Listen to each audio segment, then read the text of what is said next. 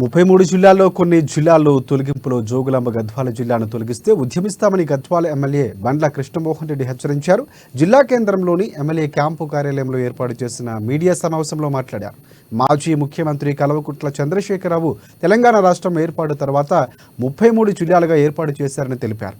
అన్ని జిల్లా కేంద్రాల్లో నూతన సమీకృత భవనాలు, జిల్లా ఎస్పీ కార్యాలయాలు అన్ని సమకూర్చారని అన్నారు. చిన్న జిల్లాలతో ప్రజా సమస్యలు సులువుగా పరిష్కారం అవుతాయనే ఉద్దేశంతోనే జిల్లాలు ఏర్పాటు చేశారని తెలిపారు.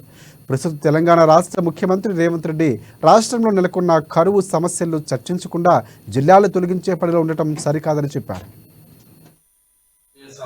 ఈ 145 రోజుల్లో పరిస్థితులు అనేది దారుణంగా ముఖ్యమంత్రి కేసీఆర్ గారు, మాజీ సీఎం కేసీఆర్ గారు జిల్లాలని కొత్త జిల్లాలను చేసిన ఘనత కేసీఆర్కి దక్కుతుంది. మళ్ళీ ఈరోజు ఓ తుగ్లక్ పాలన రాబోతుంది. మళ్ళీ ఈ జిల్లాలని తీసేస్తామని మళ్ళీ మధ్యాహ్నంకి వెళ్ళి మళ్ళీ ఒక అత్యంత విశ్వనీయ సమాచారం ప్రకారం మళ్ళీ జిల్లాలను తీసేస్తున్నాం, జిల్లాలను పునర్విభజన చేసి పార్లమెంట్కి ఒకటే చేస్తామనే విధంగా ఈరోజు రేవంత్ రెడ్డి గారు కొన్ని నిర్ణయాలు తీసుకోవడం జరిగింది.